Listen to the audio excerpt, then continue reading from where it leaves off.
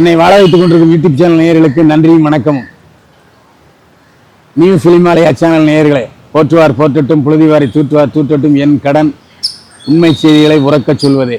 நேயர்களே, இப்போது நாம் பார்க்க போவது திரு மாணிக்கம் படத்தினுடைய திரை விமர்சனம். திரு மாணிக்கம் படத்தில் சமுத்திரகனி, பாரதி ராஜா, அனன்யா, தம்பிராமையா, இளவரசு, நாசர், சின்னி சேந்த், வடிவுக்கரசி, கருணாகரன், சந்துரு, சாம்ஸ் மற்றும் பலர் நடித்திருக்கிறார்கள். இந்த படத்துக்கு கதை, திரைக்கதை, வசனம் எழுதி இயக்கியிருக்கிறார் நந்தா பெரியசாமி. ஜிபி ரேகா ரவிக்குமார், சிந்தா கோபாலகிருஷ்ண ரெட்டி, ராஜா செந்தில் ஆகியோர் GPRK சினிமா சார்பில் தயாரித்திருக்கும் படம் திரு மாணிக்கம். ஒரு மனிதன் சத்தியத்துக்கு கட்டப்பட்டவனாக, நேர்மையாகவும், கடமை கண்ணியம் கட்டுப்பாடோடாகவும் வாழுகிறவர் மாணிக்கம். மாணிக்கம் சமுத்திரகனி பாத்திரத்தினுடைய பேர் மாணிக்கம். சமுத்திரகனி கேரளாவில் லாட்ரி டிக்கெட் லாட்ரி டிக்கெட்டு வச்சு விற்றுக்கிட்டு இருக்காரு. ஏன்னா தமிழ்நாட்டில் லாட்ரி டிக்கெட்டு கிடையாது, அதனால கேரளாவில் லாட்ரி டிக்கெட் விற்றுருக்காரு. கேரளாவுடைய எல்லை குமுளிக்கும் அவங்க வீட்டுக்கும் ஒரு 4-5 கிலோமீட்டர் தான். அதனால தமிழகத்திலேருந்து கேரளாவில் போய் கடை வச்சு லாட்ரி டிக்கெட் விற்றுக்கிட்டு இருக்காரு. ரொம்ப நேர்மையானவர். ஆனால் அவங்க வீட்டில் ரொம்ப கஷ்டம்தான். அதாவது அவங்க ஒய்ஃப் தொழிலாளர்களுக்கெல்லாம் இலவச சாப்பாடு கொடுக்குறாங்க. அதில் ஒரு 4 லட்ச ரூபா ஒரு போலீஸ் இன்ஸ்பெக்டர் கிட்ட கடன் வாங்கியிருக்காங்க. இவரும் திடீர்னு அந்த இடத்த காம்ப்ளெக்ஸ் ஆக்க போகிறாங்க அப்படின்னு சொல்லிட்டு அந்த லாட்ரி கடையை காலி பண்ண சொல்கிறாங்க. அதனால் ஒரு 4 லட்ச ரூபா தேவைப்படுது. ஏன்னா அட்வான்ஸ் கொடுக்கணும் இன்னொரு கடைக்கு. அதனால் ரொம்ப கஷ்டத்தில் இருக்கார். அந்த சூழ்நிலையில் அந்த கேரளாவில் வசிக்கிற தமிழர் குடும்பம் பாரதி ராஜாவுடைய மகளை ஒருத்தர் கல்யாணம் பண்ணி கொடுத்துருப்பாங்க. அவன் 10 பவுன் நகை கேட்டிருப்பான். 10 பவுன் நகை கல்யாணம் பண்ண பிறகு கொடுக்குறேன்னு சொல்லியிருப்பார். பாரதி ராஜா கொடுக்கல. அதனால் இதுக்கிடையில் மகா கன்சீவ் ஆயிடுவா. கர்ப்பிணியோட நிறமாசத்தோட வீட்டுக்கு வருவா. அங்கே மாமியாக்காரி எனக்கு 10 பவுன் கொடுத்தா தான் நீ வாழ முடியும்னு சொல்லுவாள். இவ்வளோ சூழ்நிலையில் அவர் சமுத்திரகனிகிட்ட லாட்ரி டிக்கெட் வாங்கலான்னு வருவார். ஆனால் 500 ரூபாயை தொலைச்சிருவார். வாங்கி 3 டிக்கெட்டு வாங்கி பார்த்தா 210 ரூபா வரும் காசு. ஆனால் அவர்கிட்ட காசு இல்லை. ஆனால் சமுத்திரகனி அவருடைய நிலைமையை பார்த்து, நீங்கள் நாளை கொடுங்க, இதை நான் வச்சுக்கிறேன் இன்னும் சொல்லி அவருக்கு ஒரு 200 ரூபா கையில் செலவுக்கும் கொடுத்து அனுப்புவார். அது பாருங்க, பாரதி ராஜா வாங்கி வைத்திருந்த காசு கொடுக்காத லாட்ரி டிக்கெட்டுக்கு 1.5 கோடி ரூபா விழுந்துடும். 1.5 கோடி ரூபாய எப்படியாவது நாம வச்சுக்கலாம்னு சொல்லி பொண்டாட்டி சொல்லுவா, மைத்துனர் இளவரசர் சொல்லுவார். ஆனாலும் அவர் இல்லை, நான் ரொம்ப நேர்மையானவன், அதனால நான் அந்த டிக்கெட்டை பாரதி ராஜாட்டே கொண்டு சேர்த்துருவேங்கிறாரு. ஆனால் பாரதி ராஜா எங்கே இருக்காரு, பேர் என்ன, ஃபோன் நம்பர் ஒன்றும் தெரியாது. ஆனால் அவர் கேரளாவில் இருக்காருன்னு சொல்லி கிளம்பி போயிடுவார் சமுத்திரகனி. இதுக்கு இடையில அந்த 1.5 கோடி ரூபா லாட்ரி டிக்கெட்டை வச்சுட்டு போறாருங்கிறத போலீஸ்காரனும் தெரிஞ்சிடும். போலீஸ்காரனும் ஆட்டோ கூட அதை ஒரு இன்ஸ்பெக்டர் துரத்துவார். இதுக்கிடையில பெரிய சண்டை நடக்கும். இந்த பையன் சமுத்திரகனிகிட்ட இருந்து பையை பிடிங்கிட்டு போயிடுவான் ஒருத்தன். அப்புறம் மழை வரும். அந்த மழையில் லாட்ரி டிக்கெட் அடிச்சுட்டு போயிடும். அப்புறம் காப்பாற்றுவார். அந்த டிக்கெட்டை கொண்டு போய் பாரதி ராஜாட்ட சேர்க்கிற வரைக்கும் அவர் எவ்வளோ கஷ்டப்படுறாரு, எவ்வளோ இது பண்ணுறாருன்ட்டு அதை பற்றி கவலைப்படாமல் கொண்டு பாரதி ராஜா கொடுப்பாரு. ஆனால் பாரதி ராஜா என்ன சொல்லுவார், எப்பா எனக்கு 50%, உனக்கு 50%ன்னு சொல்லுவார். அதை கூட அவர் ஏற்றுக்க மாட்டார். எனக்கு வேண்டாம், அது உங்களுக்கு உள்ளதான். எப்பா நான் உன்கிட்ட காசு கொடுக்கல, காசு கொடுக்காம தான் நான் வாங்கினேன், அதனால் அது பாதி எடுத்துனா அப்பவும் கேட்க மாட்டேங்கிறாரு. அப்புறம் இந்த செய்தி மீடியாக்கள் மூலமாக மக்கள் மத்தியில் பெரிய எழுச்சி ஏற்பட்டுரும். இவரை ஒரு பெரிய மகானா கொண்டாட ஆரம்பிச்சிருவாங்க எல்லாரும். உடனே கேரள முதலமைச்சர் கூப்பிட்டு அவருக்கு ஒரு வீடு கொடுக்குறேன்னு சொல்லுவார். இந்த வீடை ஏற்றுக்க மாட்டார். அந்த பசங்களை படிக்க வைக்கிற செலவெல்லாம் ஏற்று நீங்கள் ஒரு உதாரண புருஷன்னு கேரள அரசு சமுத்திரகனியை பாராட்டு. இதுதான் கதை.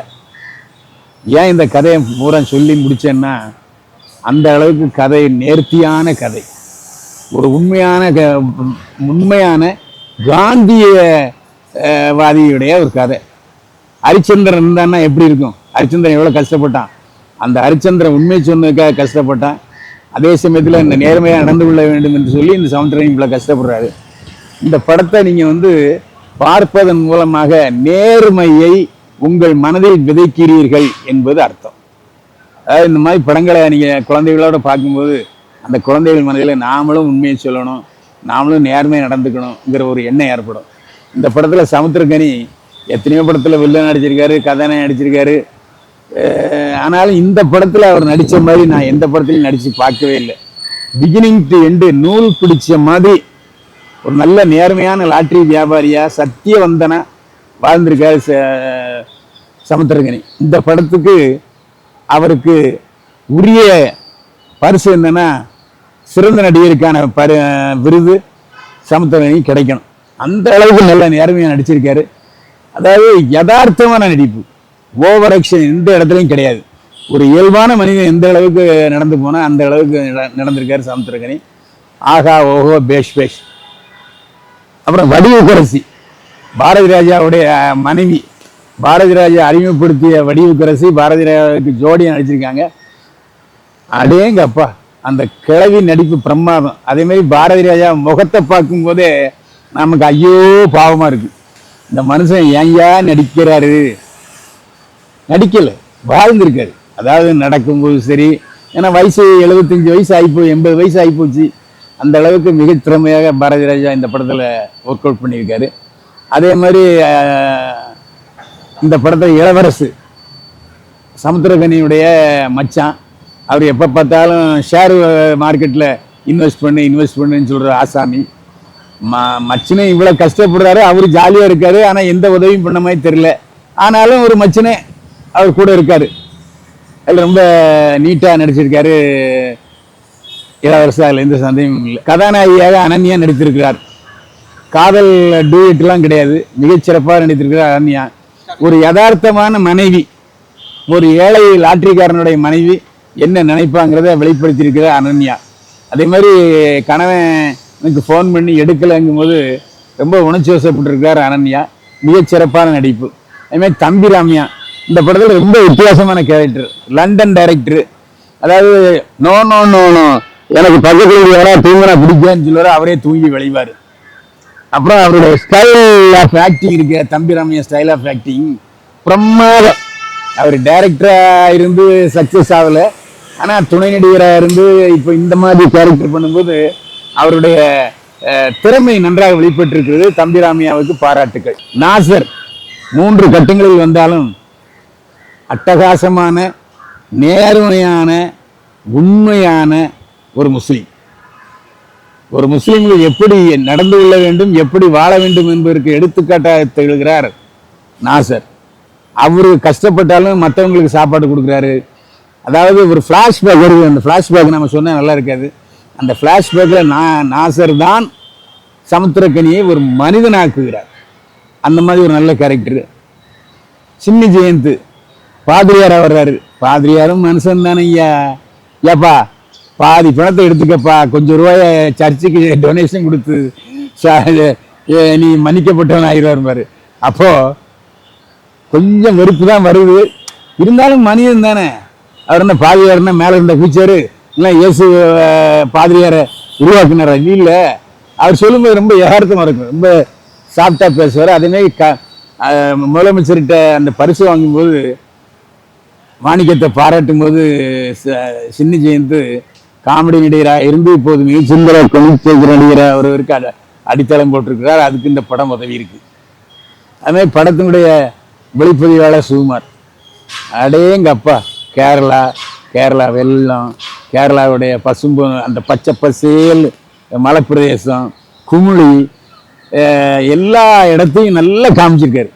கேரளாவை ஒரு சுற்றுப்பயணம் பண்ண மாதிரி ஒரு நினைப்பை ஏற்படுத்தி இருக்கிறார் சுகுமார்.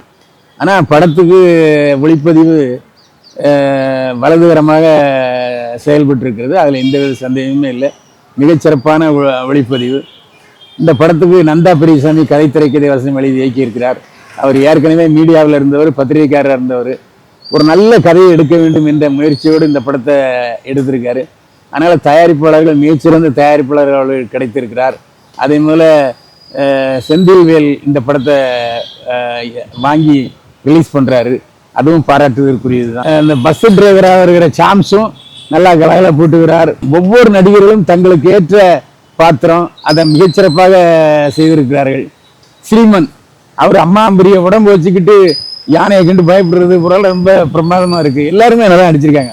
அதாவது ஒரு சீரியஸான படத்துல பொழுதுபோக்காக பல காமெடி காட்சிகள் இயல்பாக வந்து விழுந்திருக்கின்றன. அதுக்கு நந்தா பெரியசாமிக்கு தனி பாராட்டு. ஒரு நல்ல பொழுதுபோக்கு படம் எடுத்ததை விட நல்ல கருத்துள்ள படத்தை எடுத்திருக்கிறோம். இந்த சமுதாயத்துக்கு தேவையான கருத்து. எவனும் உண்மையை சொல்ல மாட்டேங்கிறான், எவனும் நேர்மையாக நடந்துக்க மாட்டேங்கிறான். இந்த படத்தை பார்த்த பிறகு ஒரு 10 பேர் திருந்துனா அது நந்தா பெரியசாமிக்கு மிகப்பெரிய ஒரு அசெட். அதுதான் உண்மை. எனவே திருமாணிக்கம் படத்தை குடும்பத்தோட தியேட்டர்ல போய் பாருங்க, உங்களுக்கு சந்தோஷமா இருக்கும். மீண்டும் சந்திப்போம்.